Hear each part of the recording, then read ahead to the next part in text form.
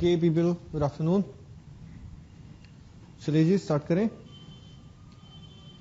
Topic number 5, chapter number 5 चल ही रहा है हमारा, उसी को कंटिन्यू करना है। ओके तो लास्ट वीडियो में आपने चैप्टर नंबर 5 के पिछले वीडियो में आपने देख लिया होगा, हमने पावर ऑफ अटर्नी में ड्रॉप किया था। Just drop by with the power of attorney, तो इसी पावर ऑफ अटर्नी से कंटिन्यू करेंगे। ओके चलिए पेज नंबर है 84। पेज नंबर 84 ये वाली बुक है, पेज नंबर 84। ठीक है,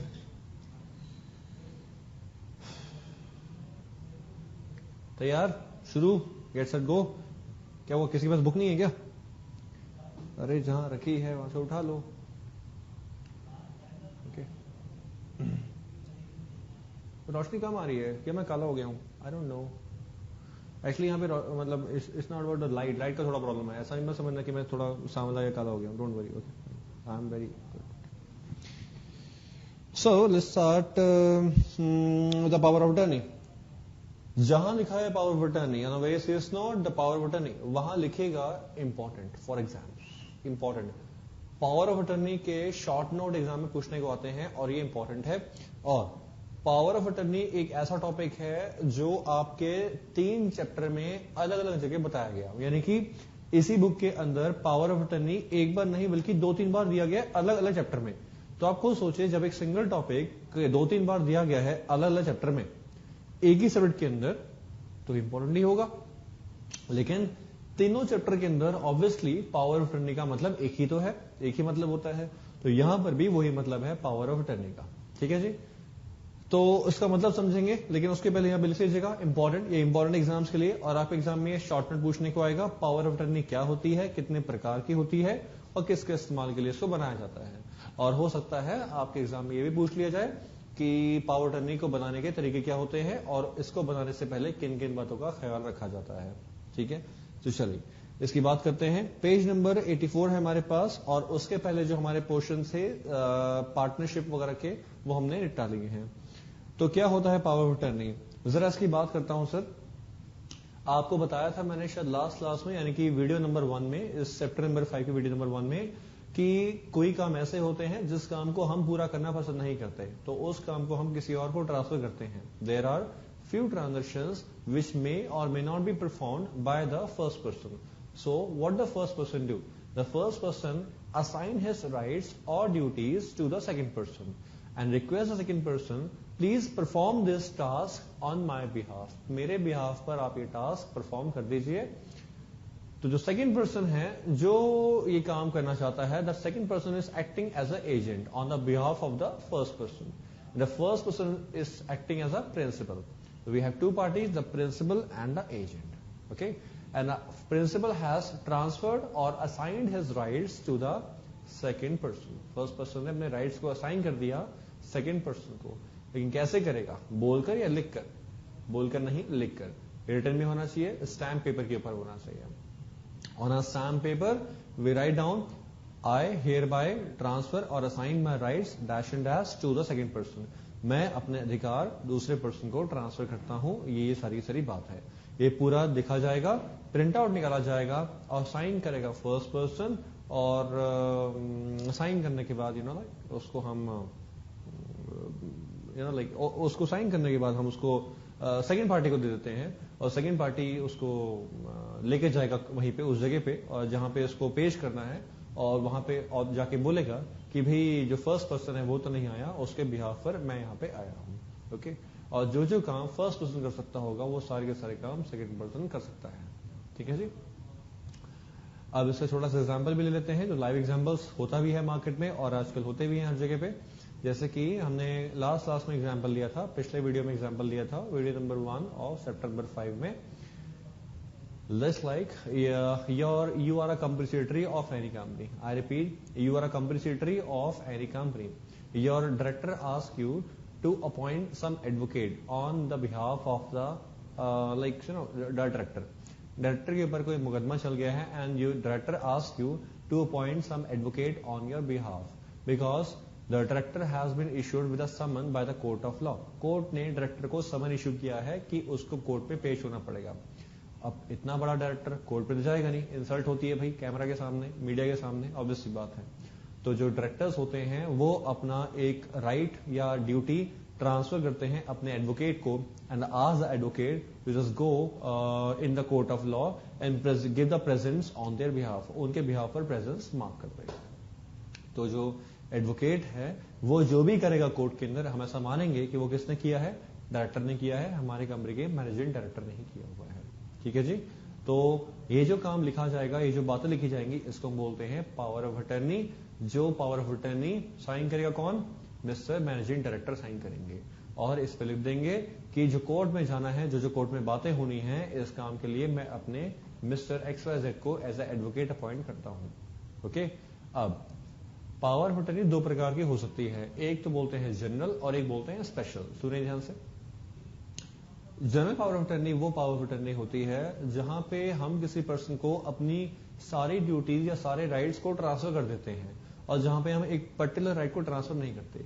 यानी कि किसी भी काम से जुड़ी हुई जो भी एक्टिविटीज होती है, हम वो सारी एक्टिविटीज कहते हैं सारे के सारे काम तुम संभाल लो, इसको हम बोलते हैं जनरल पावर ऑफ अटर्नी। जहां पे साफ साफ ये लिखा नहीं होगा कि वो क्या क्या कर सकता है, बस इतना लिखा होगा इस टास्क को परफॉर्म करने के लिए whatever the papers, documents, deeds required to be signed by me, you can sign all those papers, documents and deeds. Okay, I will not sign because I am appointing you as a agent. तो सारे जो papers, documents जो है मुझे sign करने थे, वो सारे डॉक्यूमेंट्स वगैरह आप साइन कर देना मेरे बिहाफ पर। ओके। अब वो क्या थे क्या नहीं है, लेकिन इतना तो क्लियर हो गया कि उस ट्रांजेक्शन को परफॉर्म करने के लिए हमने उस पर्सन को अपॉइंट किया है पूरे के पूरे।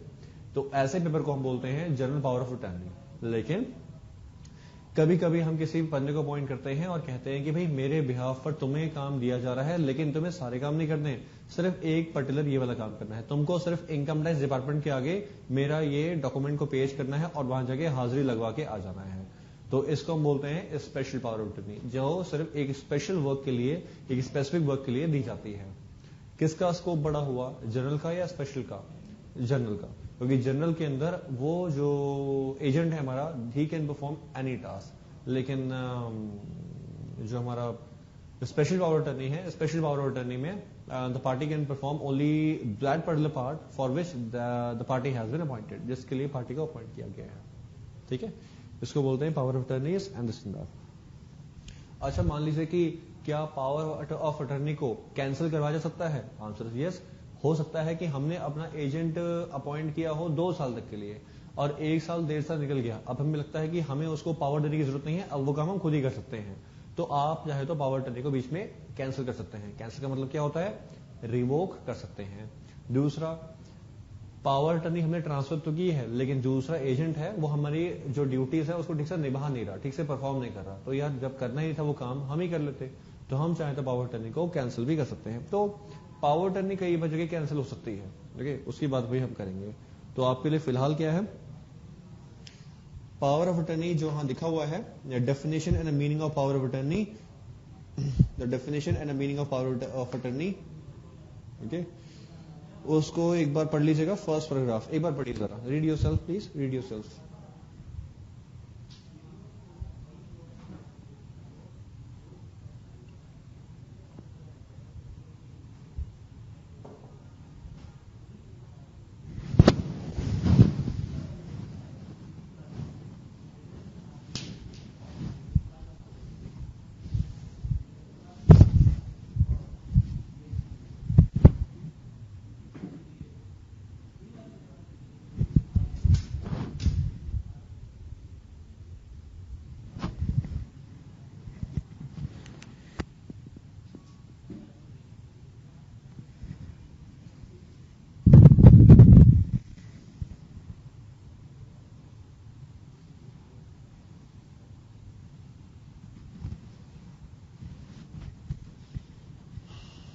गर्मी है यार, क्या करें।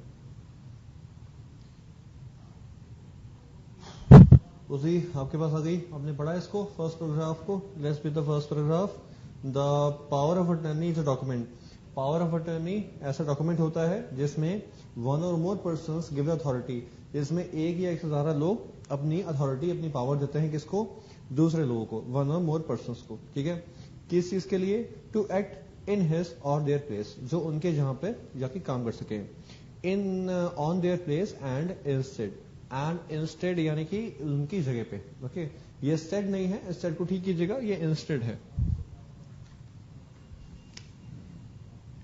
जहां लिखा है ना स्टेड, स्टेड नहीं है वो ठीक कीजिएगा, स्पेलिंग मिस्टेक है। इंस्टेड यानी कि उनकी जगह पे।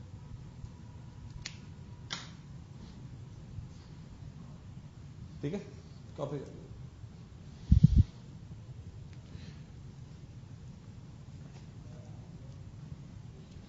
आगे आगे कहा गया, it is defined in the section 2 of the Indian standard. इसको इंडियन स्टैंडर्ड में डिफाइन किया गया, ऑब्वियसली डिफाइन करना भी चाहिए। इंक्लूड्स एनी इंस्ट्रूमेंट, जिसमें कोई भी इंस्ट्रूमेंट आएगा जिसमें पावर दी गई है। एम्पावरिंग, एम्पावरिंग वर्ड का मतलब होता है पावर देना। Empowering the donor, empowering a specific person to act for and in the name of the person executing it। तो जहां पे एक बंदे को पावर दी जाती है कि वो किसी के बिहाफ पर एग्जीक्यूट कर सकता है जिसके लिए वो अपॉइंट किया गया है। आगे बोला गया, hence the power of attorney is delegation of authority। Underline this line, इसको अंडरलाइन कीजिएगा। पावर ऑफ अटर्नी एक पावर को डेलीगेट करने वाली बात ही होगी, बिल्कुल ठीक बात है। डेलीगेशन जो लास्ट क्लास में बताया था आपको वीडियो 1 में, डिसेंट्रलाइजेशन या डेलीगेशन ऑफ अथॉरिटी जो राइटिंग में होती है, जिसमें वन पर्सन अपनी पावर दे देता है दूसरे बंदे को उसके बिहाफ पर एक्ट करने के लिए। आगे बोला गया, the person who gives authority, जो बंदा अपनी अथॉरिटी देता है दूसरे बंदे को उसको बोलते हैं डोनर, और जिसने दूसरे की पावर ली होती है यानी कि एडवोकेट या एजेंट उसको बोलते हैं डोनी। ठीक है, the power of attorney can be executed by any person who is competent to contract, जो बंदा कॉन्ट्रैक्ट कर सकता है उसके बिहाफ पर पावर ऑफ अटर्नी एग्जीक्यूट की जा सकती है। और आगे बोला गया, the power of attorney can be executed by on the favour of one और more persons when executed by in the favour of more than one person, it is desirable to state the where donees will act jointly. कहते हैं power of attorney हम किसी एक या एक से ज्यादा बंदे के लिए भी साइन करवा सकते हैं, यानी कि जो डोनीज हैं, डोनीज कैन बी वन और donees can be more than one, but if the donees are more than one, तो पावर ऑफ अटर्नी में it must be mention clearly that which person shall act, because there are number of person as donees. Okay, so which person shall act as a the actual person, okay, which person shall act as a real donee। okay,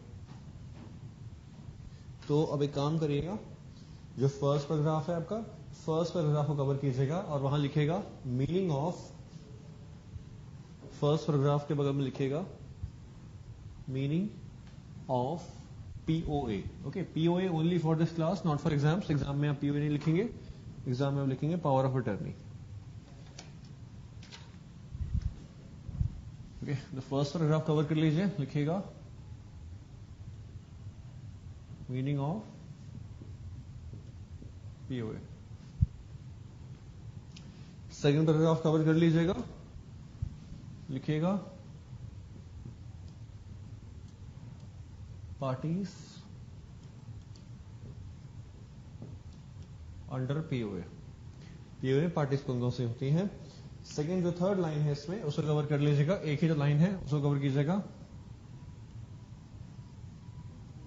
who can be party of POA। Okay,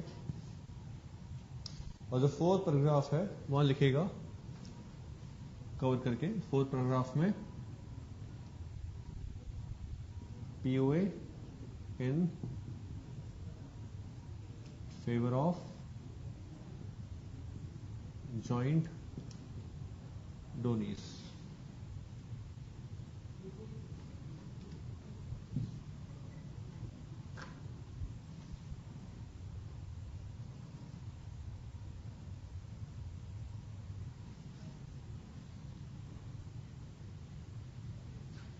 joint donees। Okay,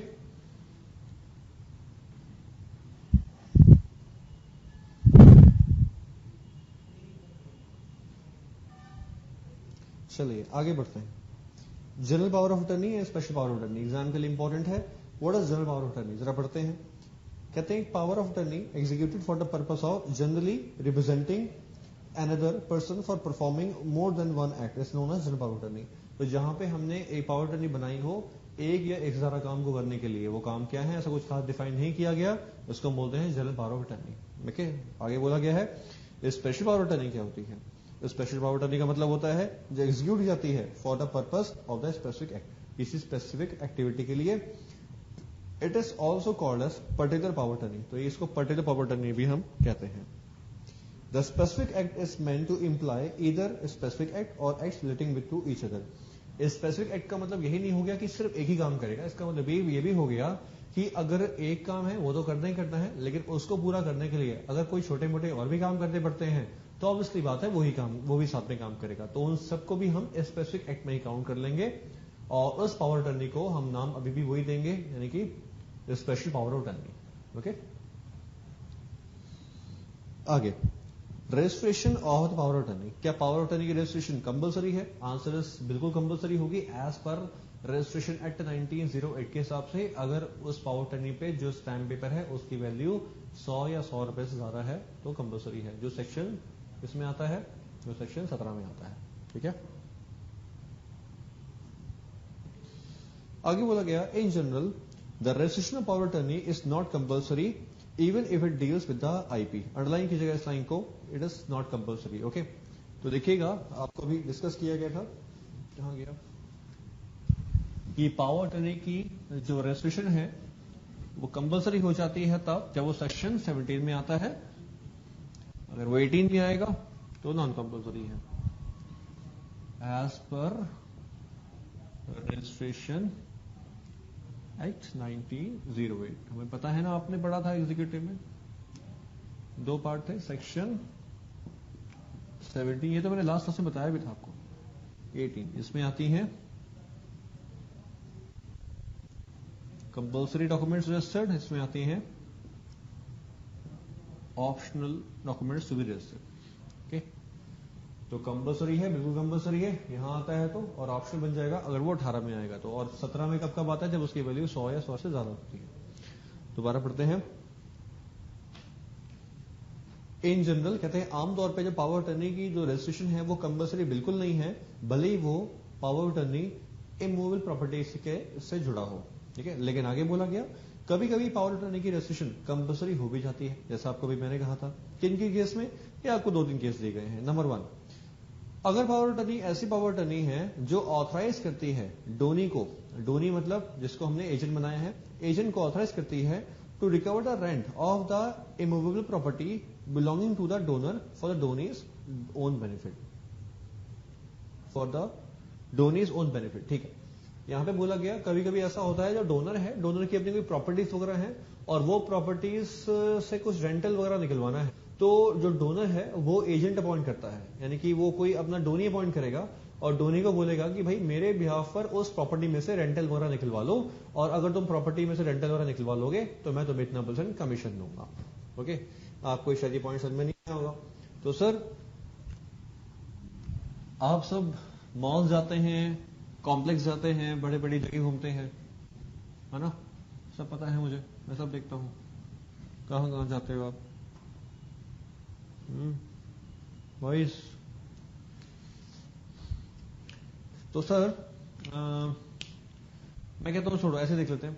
mall है, okay fine, mall, a big mall like Supertech mall और any other mall like something. Okay, अब देखिएगा इतने बड़े बड़े mall हैं, DLF mall, चाहे Supertech mall, चाहे Parsvnath mall, we have giant such malls, या कॉम्प्लेक्सेस हैं, या अपार्टमेंट्स हैं, या कोई भी बिल्डिंग बना रहा है, नंबर ऑफ थिंग्स व्हाटएवर।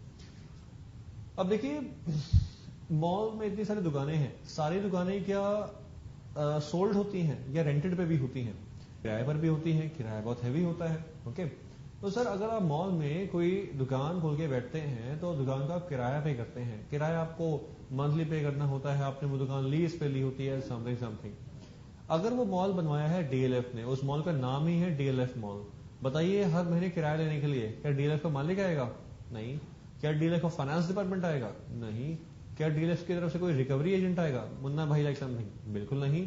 तो ये लोग क्या करते हैं, ये लोग अपने अपार्टमेंट्स, अपने मॉल्स, अपने कॉम्प्लेक्स बनवा के जो नीचे उसकी मार्केटिंग एजेंसीज होती हैं उनको अपॉइंट कर देते हैं और उनसे कहते हैं कि भाई ऐसा है, ये कॉम्प्लेक्स में 25 दुकानें हैं, इस मॉल में 200 दुकानें हैं, और आपको मंथली बेस पे इन सबसे रेंटल या ईयरली बेस पे इनसे रेंटल इकट्ठा करके, या जो भी क्वार्टरली है इनसे रेंटल इकट्ठा करके हमारे अकाउंट में डालना है। अगर आप ये काम करते रहोगे तो आपको हम पूरी टोटल रेंटल वगैरह के ऊपर इतना % कमीशन देंगे।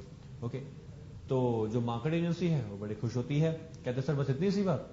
सुपरटेक वो जो कंपनी है डीएलएफ वो कहती है हाँ बस इतनी सी बात, क्योंकि हमारा डिपार्टमेंट थोड़ी ना पूरे हर महीने जैसे खत्म हो जाएगा तो पूरे इंडिया में भ्रमण लगाएगा। अब डीएलएफ का माउस सिर्फ बॉम्बे, थाने या दिल्ली में थोड़ी ना है, Chandigarh, Punjab, sorry that Bihar and UP, हर जगह कई जगह होंगे। तो ये थोड़ी ना हर जगह हम जाके रेंट बटोरते रहेंगे। तो हम उस जगह की किसी मार्केट एजेंसी को अपॉइंट करते हैं। फिर वही बात, तो मार्केट एजेंसी हमारे लिए क्या काम करेगी, एज अ एजेंट काम करेगी। तो हमने इस काम को उनसे करवाने के लिए उनको पावर देनी पड़ेगी ना, स्टैम्प पेपर पे हमें उनको पावर देना पड़ेगा।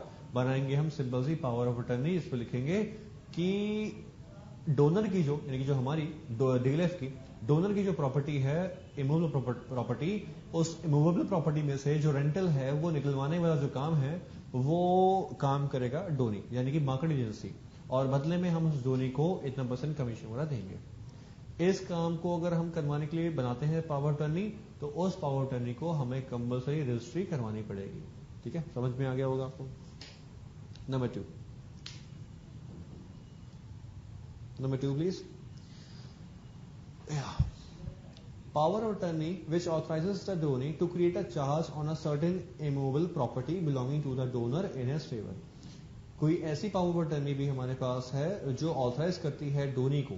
ध्यान दीजिएगा, आपको वर्ड्स पे ध्यान रखना है, कौन से वर्ड में कहां बात कर रहा हूं। कोई ऐसी पावर ऑफ अटर्नी भी है जो ऑथराइज करती है एजेंट को कि वो किसी प्रॉपर्टी पे कोई चार्ज यानी कि कोई प्रॉपर्टी को गिरवी रख सकता है, जो प्रॉपर्टी किसकी है, डोनर की है। यानी कि मैं डीएलएफ कंपनी हूं और मुझे अपनी प्रॉपर्टी को गिरवी रखकर कोई लोन वगैरह उठाना होगा, लेकिन लोन वगैरह उठाने के लिए शायद मुझे अपनी प्रॉपर्टी गिरवी रखने के लिए कोई बैंक से लोन मिल नहीं रहा होगा। तो मैंने किसी ऐसे मर्चेंट बैंक से, ऐसी किसी एजेंसी से बात की, जिसको मैं बोलता हूं भाई साहब मेरा ये जो बिल्डिंग है इसको लोन चढ़वा के मुझे गिरवी रखवा के लोन वगैरह दिलवा दो। उस एजेंसी ने बोला ठीक है सर ये काम कर देंगे, हमें इसकी आप पावर दे दीजिए। हमने उनको ऑथराइज किया, तो क्या हो गया, जो एजेंट है जो डोनी है उसको ऑथराइज किया गया इस काम के लिए कि वो हमारी प्रॉपर्टी को, जो डोनर की प्रॉपर्टी है उस प्रॉपर्टी को मॉर्गेज करे, चार्ज करे, सर मॉर्गेज करे, चार्ज करे, और उतना पैसा जो है वो बाद में रिकवर करवाता रहे, यानी कि जो पैसा लोन का है वो हमें मिल जाए। तो ये जो हमने बनाया है पावर ऑफ अटर्नी, इसकी भी रजिस्ट्रेशन कंपल्सरी है। ओके, आगे बोला गया पॉइंट 1 और पॉइंट 2, इन दोनों केसेस में the donee has got the personal interest. इन दोनों केसेस में जो डोनी है उसका कोई पर्सनल इंटरेस्ट जुड़ा हुआ है, और registration of power attorney is required, क्योंकि डोनी का पर्सनल इंटरेस्ट है, क्योंकि दोनों केस में डोनी को कमीशन मिल रहा है, क्योंकि चाहे वो प्रॉपर्टी को चार्ज पे लगाए, गिरवी करे, चाहे पॉइंट 1 में डोनी रेंट को रिकवर करे और बदले में कमीशन खाए। लेकिन दोनों केस में डोनी को कुछ ना कुछ इनकम मिल रही है, इंटरेस्टेड है वो पार्टी, और इसलिए दोनों ही केस में पावर ऑफ अटर्नी की जो रजिस्ट्रेशन है वो कंपल्सरी है, and it is irrevocable in nature. Irrevocable मतलब वो कैंसिल नहीं हो सकती। आगे बोला गया in other words if the donee does not have any personal interest. लेकिन अगर डोनी का कोई पर्सनल इंटरेस्ट नहीं है तो वहां पे पावर ऑफ अटर्नी की जो रजिस्ट्रेशन है वो ऑप्शनल है, और वो बाद में रिवोक यानी कैंसिल भी हो सकती है। अच्छा पैराग्राफ था। ओके, तो आप ऐसे समझ सकते हो, in general the registration of power attorney is optional, okay, but compulsory in point number 1 and point number 2। 2 points में कंपल्सरी है। आगे बोला गया it may be noted that power of attorney act 1882 provide an alternative to the registration of power attorney. As per this power attorney is deposited in the concern high court और district court verifying execution at the good decision of the attorney. इसको छोड़ दीजिए, इसको पढ़ने की जरूरत नहीं है, इसमें इतना बोला गया। आपको एक्चुअली ये जो पैराग्राफ है ये मैंने इस बुक के अंदर एलएलबी के कॉन्टेक्स्ट से डाल दिया था, मतलब आपके सिलेबस का नहीं है, एलएलबी के पॉइंट ऑफ व्यू से डाल दिया गया था। इसमें ये कहा गया है कि जो पावर अटर्नी का एक्ट बना हुआ है वो ज्यादा सुपरसीड करेगा सिवाय पावर अटर्नी जो हम यहाँ पे पढ़ रहे हैं वो, यानी कि कल को अगर किसी कोर्ट में पेपर्स बनते हैं, हाई कोर्ट में या डिस्ट्रिक्ट कोर्ट में, और वहां कोर्ट में पेशी होने के लिए अगर पावर अटर्नी बनाई जाती है, जैसे कि एमडी ने बनाई थी अपने एडवोकेट को अपॉइंट करने के लिए, तो उस सिचुएशन में जो पावर अटर्नी है वो वाला काम करेगी जो कि पावर ऑफ अटर्नी एक्ट में लिखा हुआ है। ओके, ठीक है जी, देख लीजिए एक बार, सबको समझ में आना चाहिए।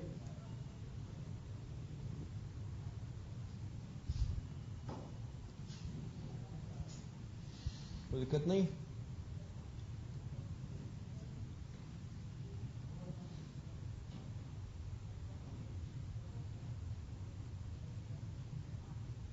ठीक है ना, चलो नेक्स्ट हेडिंग है stamp duty of power of attorney. Stamp duty of power of attorney. Power attorney के ऊपर स्टैम्प ड्यूटी पे होगी, बिल्कुल पे होगी सर। स्टैम्प ड्यूटी आप पे करेंगे पावर अटर्नी के ऊपर, यू हैव टू पे the stamp duty. How I know, even how you know, अरे power attorney has to be made on stamp paper here, and when you're using a stamp paper you have to, it already understood that you have paid the stamp duty obviously. Okay, let's go with this. The stamp duty has to be paid on the power attorney governed under article 48 of schedule 1 of Indian stamp blah blah blah, छोड़ दो उसको।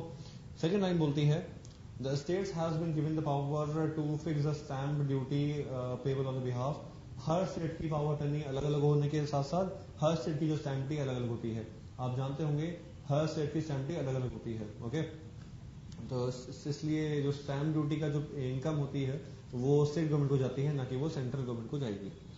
ठीक है, आगे बोला गया deficiency in the stamp duty has to be paid. अगर आपने स्टैम्प ड्यूटी पे नहीं की और जो स्टैम्प ड्यूटी कमी है, if to be paid if the power attorney was subjected to the higher duty in the state where the such power attorney was to be used. Underline कीजिएगा इस line को, deficiency in the stamp duty has to be paid if the power attorney was subjected to the higher duty।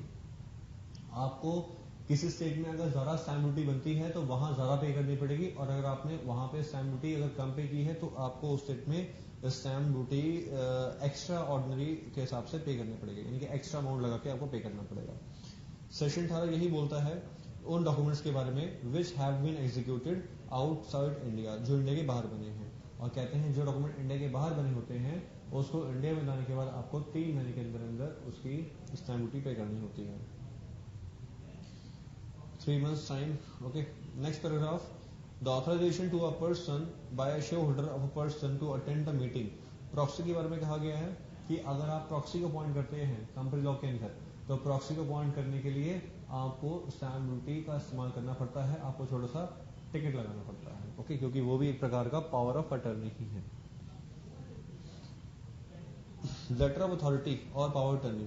Letter of authority और power attorney का मतलब क्या हो गया, मतलब समझ लीजिए लेटर ऑफ अथॉरिटी का इतना मतलब हो गया कि आपने सिंपल लेटर लिख के दिया है किसी दूसरे बंदे को कि वो आपके बिहाफ पर ये कोई एक्टिविटी करे, लेकिन जो एक्टिविटी वो परफॉर्म करेगा वो एक्टिविटी का ताल्लुकात कोर्ट कचहरी की चीजों से नहीं है, और ना ही उस लेटर अथॉरिटी के ऊपर स्टैम्प पेपर का इस्तेमाल होगा, ना ही उस लेटर अथॉरिटी के ऊपर कोई डोनर डोनी वर्ड का इस्तेमाल होगा, ना ही उस लेटर अथॉरिटी के ऊपर हमें रजिस्ट्रेशन की रिक्वायरमेंट होगी।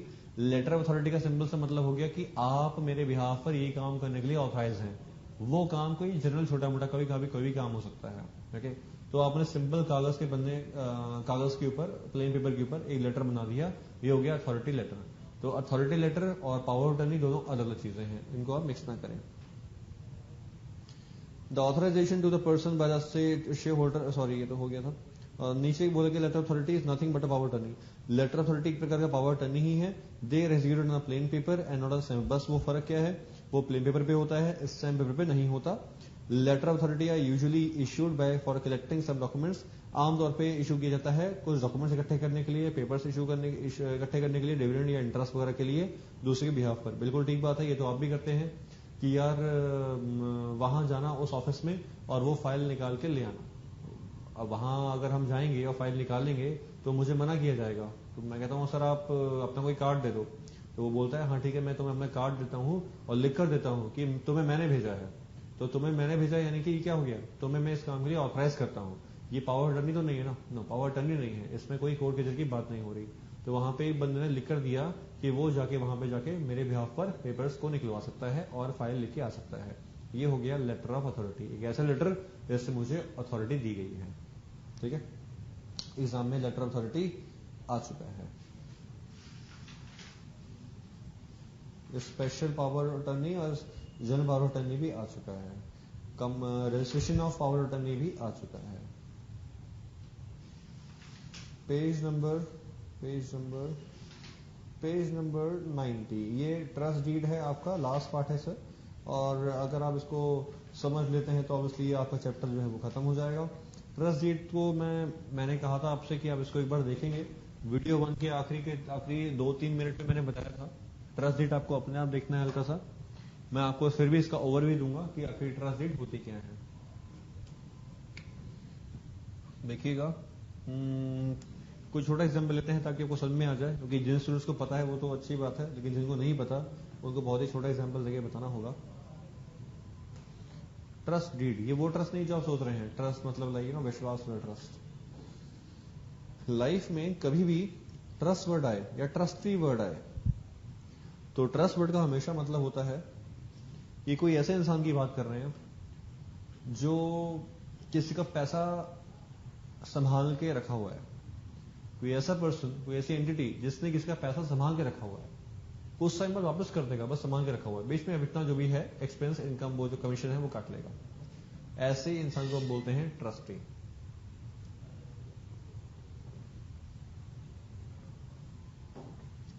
मैं विदेश जा रहा हूं, ऑस्ट्रेलिया, 5-6 साल के लिए, और वहां जाके वहां जाने से पहले आपको बोलता हूं कि भाई मेरे पास इतना कैश है और इस कैश को मैं अपने साथ ले जाना नहीं चाहता। हालांकि मैं चाहूं तो उसको कन्वर्ट करवाऊं फॉरेन करेंसी में, मैं नहीं चाहता। तो मैं चाहता हूं इतना सारा कैश जो है आप संभाल के रखो, गोल्ड आप संभाल के रखो, डायमंड आप संभाल के रखो। आप हो गए सर ये कोई संभालने वाली चीज है, ये तो फिर हमारे ही हो जाएंगे। नहीं, आपके नहीं होंगे, आप संभाल के रखिए। मैंने उसको गटर में बांध दिया, ताला लगा दिया ट्रंक के अंदर। मैंने कहा संभाल के रखो। आपने कहा हाँ ठीक है संभाल के रख लेंगे, तो हमारे बेस्ट फ्रेंड हो, कोई दिक्कत नहीं है। कब आओगे? मैंने कहा भाई 6 साल बाद आऊंगा। उसने कोई दिक्कत नहीं है, लेकिन भाई संभाल के रखेंगे, कुछ ना कुछ तो मिलना चाहिए ना। मैं कहता अरे भाई बिल्कुल मिलेगा, टेंशन मत लो। तो आपने 6 साल के बाद जब मैं वापस आया, ये मुझे चीज वापस पकड़ा दी, बदले में जो आपके इसके पोजीशन चार्जेस होते हैं आपने वो ले लिए। तो 6 साल तक आप क्या थे जानते हैं? 6 साल तक आप थे ट्रस्टी, मेरे इन लॉकर्स के ऊपर, मेरे इन सामान के ऊपर। तो ट्रस्टी उस इंसान को बोलते हैं जो किसी का पैसा संभाल के रखता है। छोटे एग्जाम्पल लेते हैं। मान लीजिए हमारे, इस एग्जाम्पल को ध्यान से समझिएगा, आज मैं क्लास जल्दी छोड़ दूंगा आपकी। ग्रैंडफादर,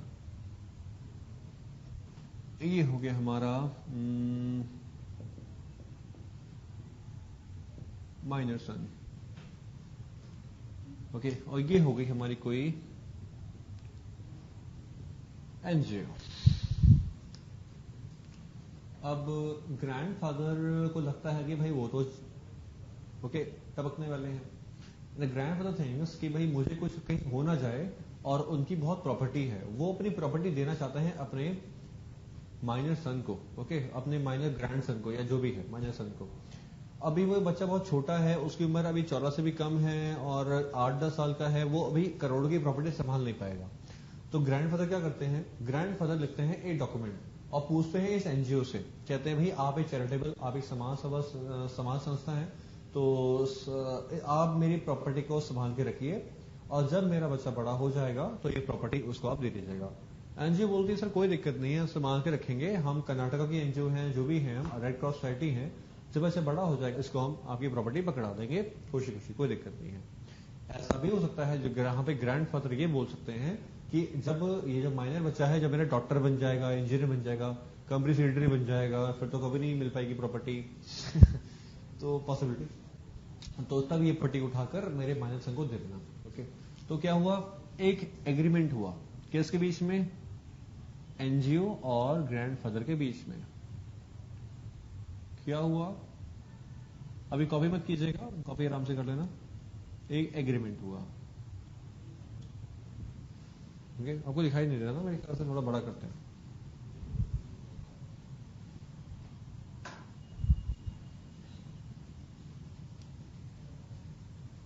एग्रीमेंट ओरल होगा, रिटन होगा?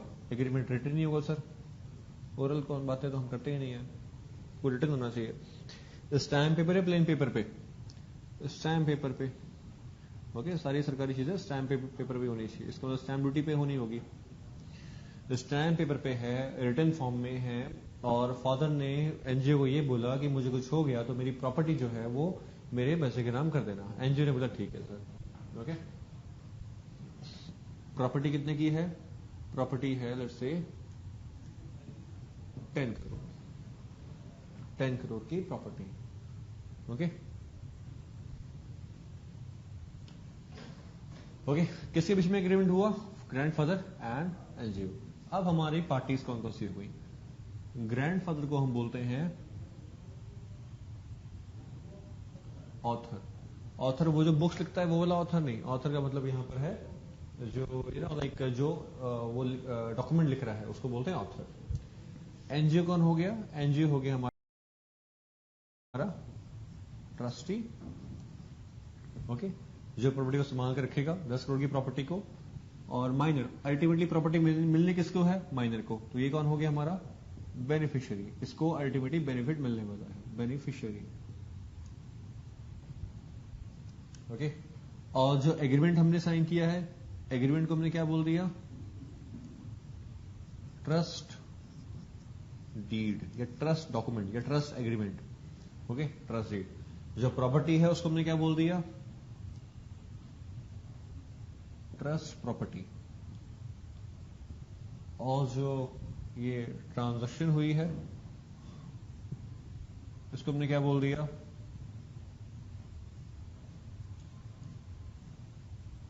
ट्रस्ट।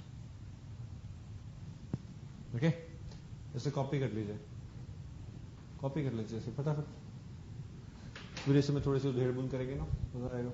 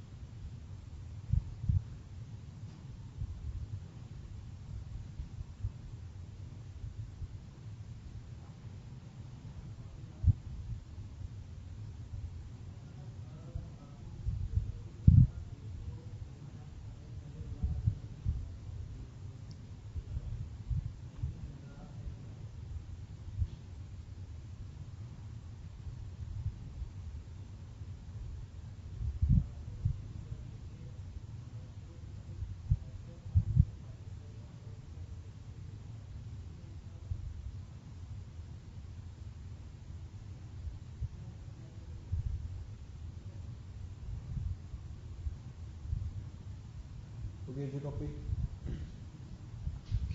चलिए मेरे ख्याल से आपने कॉपी कर लिया। नहीं किया तो उसको पॉज करके कॉपी कर लीजिए बाद में। अब सुनिए, मैं इंटेंजिबल हूं। ओके, मैं ना एक ओके जैसे आत्मा हूं, समझ लो आकाशवाणी हो रही है, ऐसे सुनो। हाँ, ग्रैंडफादर और एनजीओ के बीच में क्या हुआ है? एग्रीमेंट हुआ है। ओके, चार्ट में देखिएगा, चार्ट में मैं यही बैठा हूँ, कहीं दूर नहीं गया मैं, टेंशन मत लीजिए, देखो मेरा हाथ। Okay, don't worry. ग्रैंडफादर और एनजीओ के बीच में एग्रीमेंट हुआ है। ओके, देखा जाए ग्रैंडफादर और एनजीओ का आपस में एग्रीमेंट हुआ था। अब ग्रैंडफादर जो है उनकी मान लीजिए डेथ हो जाती है, तो जो एनजीओ है वो प्रॉपर्टी को संभाल के रखेगी, क्योंकि ग्रैंडफादर ने माइनर सन के लिए एग्रीमेंट किया था जहां, ठीक है ना। अब एनजीओ 1 साल 2 साल 3 साल 8 साल 10 साल जब तक वेट करेगी, तब तक जब तक माइनर मेजर नहीं हो जाता। ग्रैंडफादर ने कहा था जब मेरा बच्चा मेजर हो जाएगा तब उस टाइम पर ये प्रॉपर्टी उसको ट्रांसफर कर देना। तो जो एनजीओ है जब 18 साल की हो जाएगी, सॉरी जब माइनर है 18 साल का जब हो जाएगा, तब एनजीओ जाती है अपने एडवोकेट के साथ और जाकर माइनर को बोलती है कि बेटा जी, आपके दादाजी आपके फादर जो भी थे वो आपको 10 करोड़ की प्रॉपर्टी छोड़ गए हैं। माइनर बोलता है जी पहले पता होता तो मैं पढ़ाई नहीं करता स्कूल में, ऐसा तभी तो हमने बताया नहीं था। आपको प्रॉपर्टी छोड़ गए हैं, जिस घर में आप रहते हो, जो आपकी गाड़ी वगैरह है वो सब आप ही की है, और आज से आप ही उसके मालिक हो, इन डॉक्यूमेंट्स पे साइन कर दीजिए। ठीक है। ऐसा भी हो सकता है कि जो माइनर सन है, और सॉरी मेजर जो है, उस मेजर को प्रॉपर्टी वो 10 करोड़ की एक बार भी ना मिले, 50 लाख एक साल, 2 करोड़ अगले साल, 1 करोड़ उसके अगले साल, इस तरह से मिले। एक बार में प्रॉपर्टी को संभाल नहीं पाता। तो कई लोग 10 करोड़ की प्रॉपर्टी को या इतनी करोड़ की प्रॉपर्टी को एक बार में नहीं लेते, थोड़ा थोड़ा करके लिखवा जाते हैं और एनजीओ उस हिसाब से ही प्रॉपर्टी को देते रहता है। आप कहेंगे सर एनजीओ को क्या फायदा है इसमें? अरे एनजीओ जो है वो अपने बीच में कमीशन जो भी काटेगी, मतलब एक्सपेंस लेगी। आप कहिए सर एनजीओ तो प्रॉफिट कमाती ही नहीं है, बिल्कुल ठीक बात है।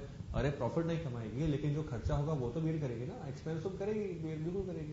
ओके, प्रॉफिट नहीं लेती है बस। ओके, इसको तो ये हो गया हमारा ट्रस्ट एग्रीमेंट। अब ऐसा भी तो हो सकता है कि जो दादाजी की प्रॉपर्टी है उसमें बहुत बड़ी सारी चीजें हो। कितनी की प्रॉपर्टी है? 10 करोड़ की प्रॉपर्टी है, बाप रे बहुत ज्यादा प्रॉपर्टी है।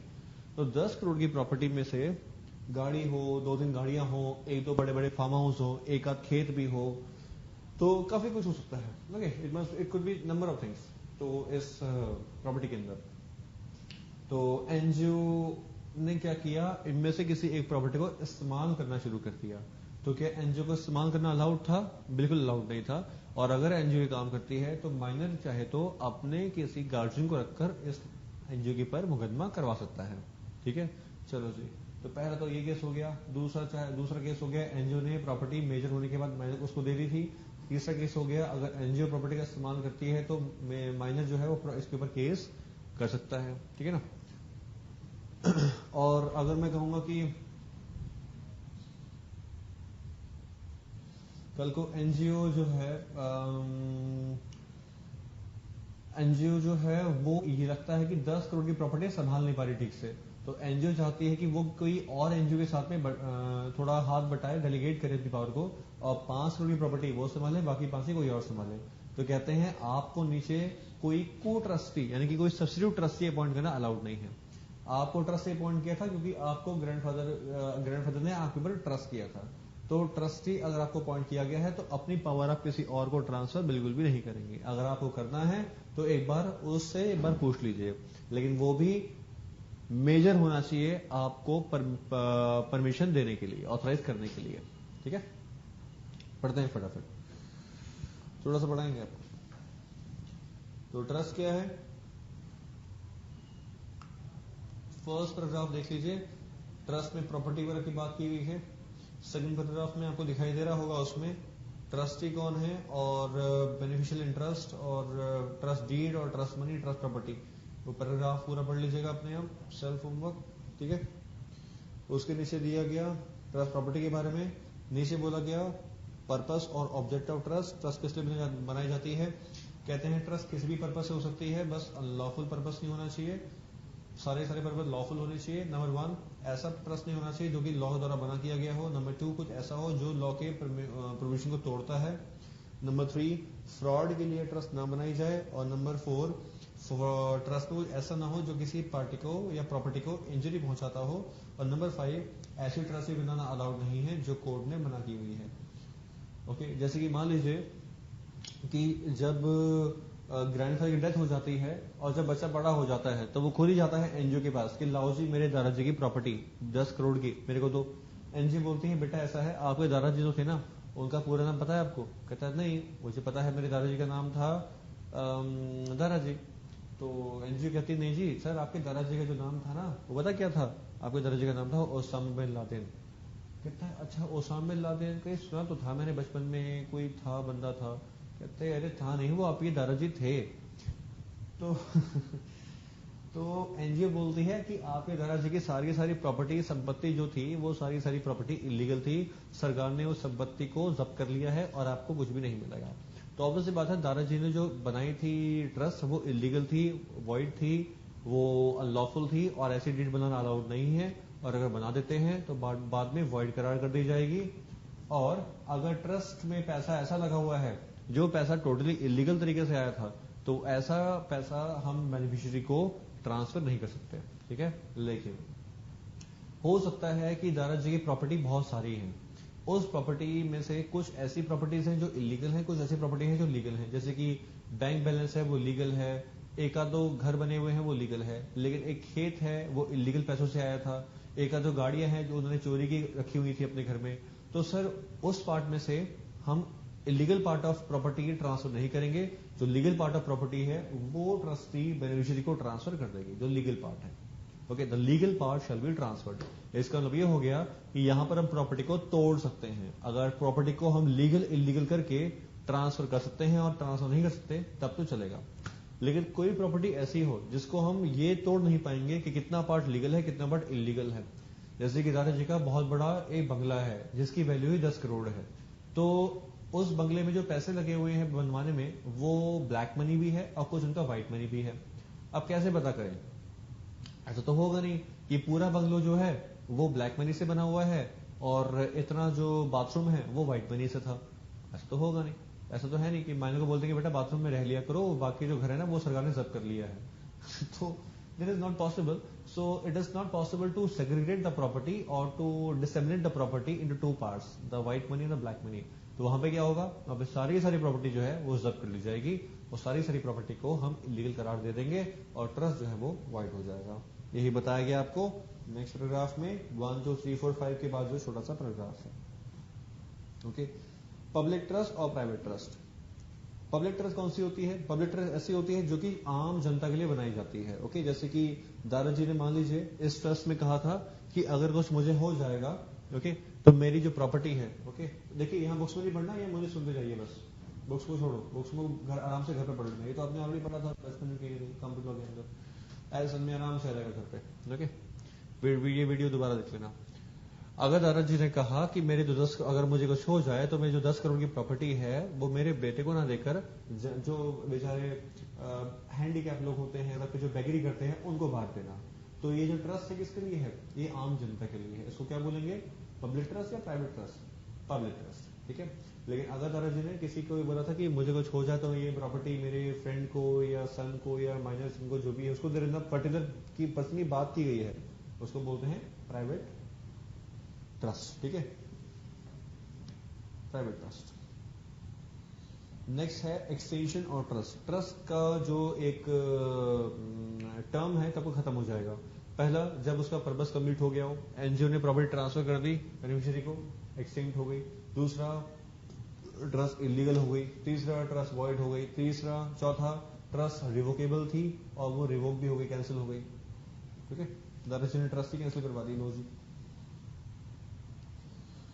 Number 1 when the purpose is completely fulfilled. Number 2 जब अनलॉफुल हो जाए। नंबर 3 जब प्रॉपर्टी के जो प्रॉपर्टी हमारे पास है वो डिस्ट्रॉय हो गई, डिस्ट्रक्शन हो गया उस प्रॉपर्टी का, प्रॉपर्टी तहस हो गई। नंबर 4 जो हमारे पास ट्रस्ट थी वो ट्रस्ट रिवोकेबल नेचर की थी और दादाजी ने उसको रिवोक यानी कैंसिल भी करवा दिया।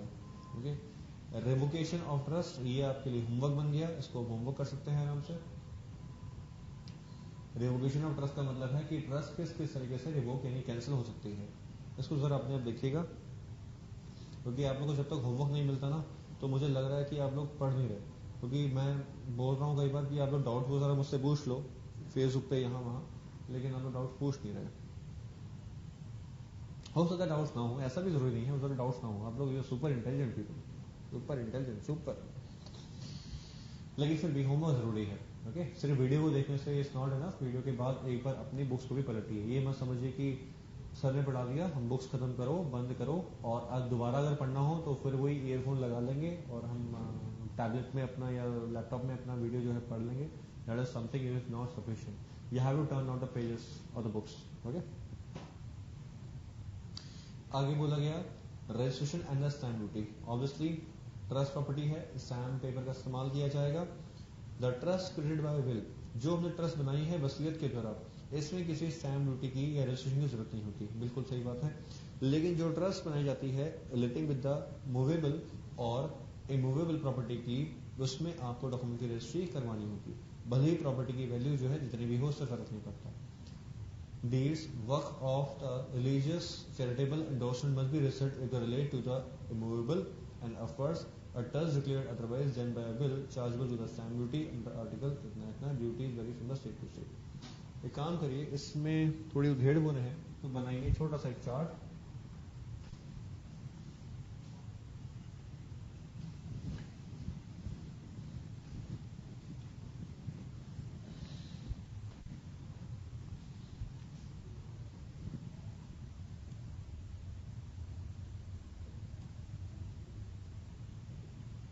रजिस्ट्रेशन ऑफ ट्रस्ट,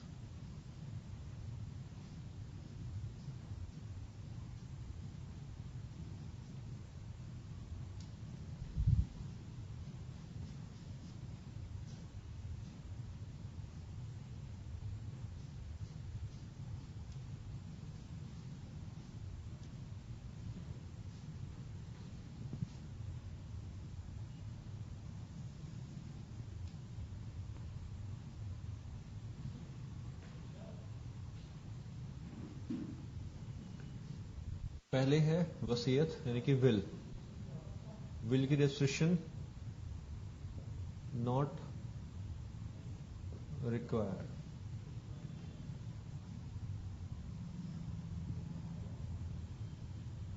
दूसरा है trust relating with the movable and immovable property.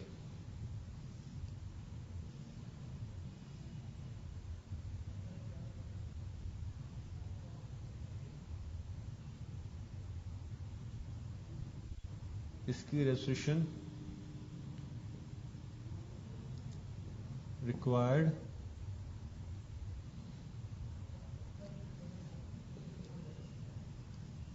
Respective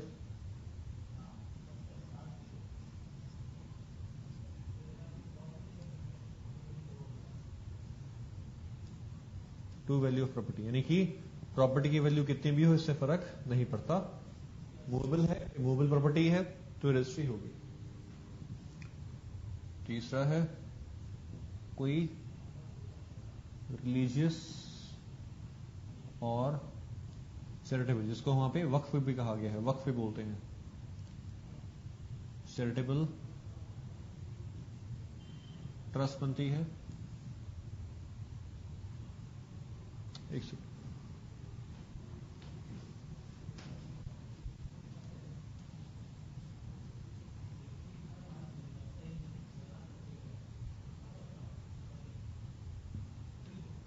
copy कर लीजिए, जैसे कॉपी भी करते जाइए साथ साथ में, बस इतना ही है और नहीं।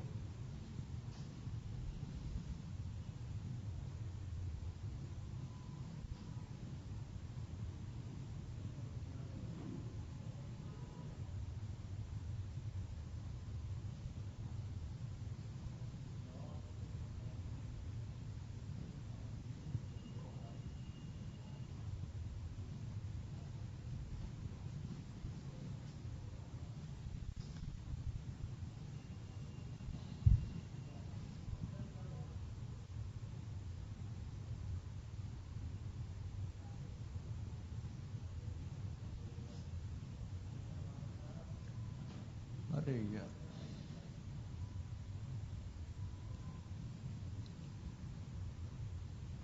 it must be registered यानी कि required registration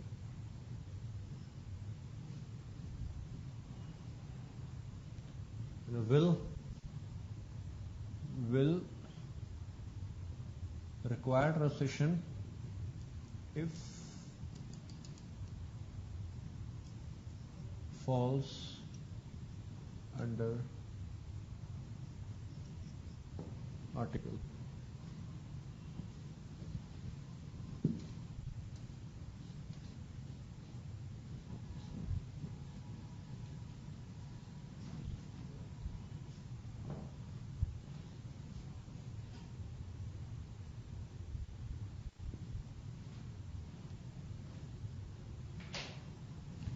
ओके,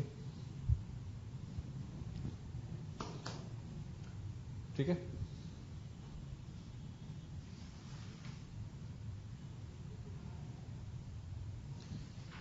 कॉपी कर लीजिए पॉज करके, आगे बढ़ते हैं।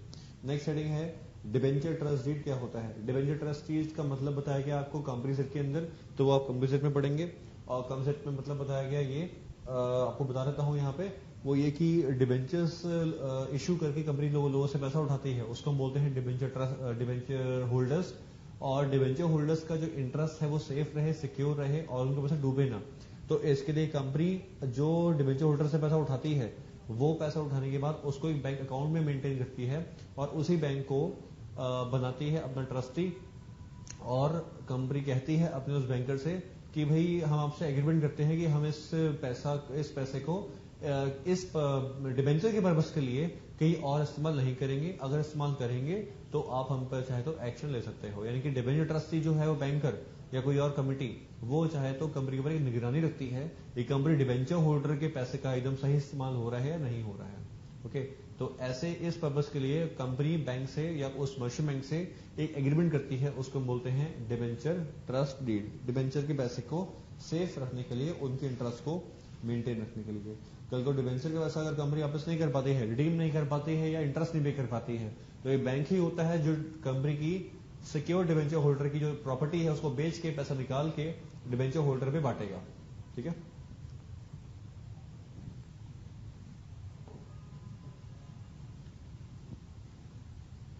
Next, instrument of trust, how it is drafted.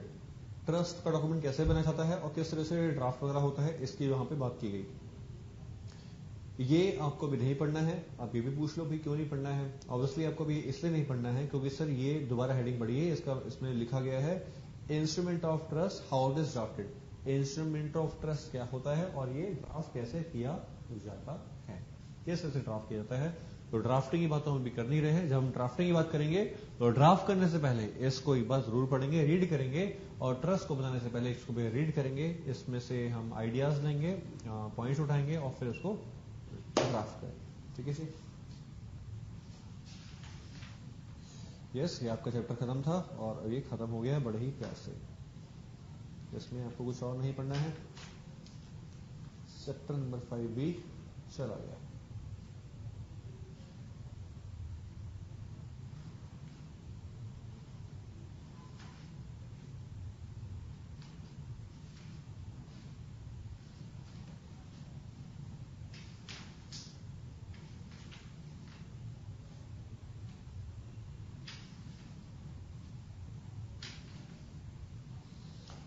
Okay, next class में जो स्टार्ट में करूंगा अब इसे बता ही देता हूँ। नेक्स्ट क्लास में आई स्टार्ट चैप्टर नंबर 7। मैं चैप्टर नंबर 7 स्टार्ट करूंगा। Okay, that's all. Goodbye, thank you very much.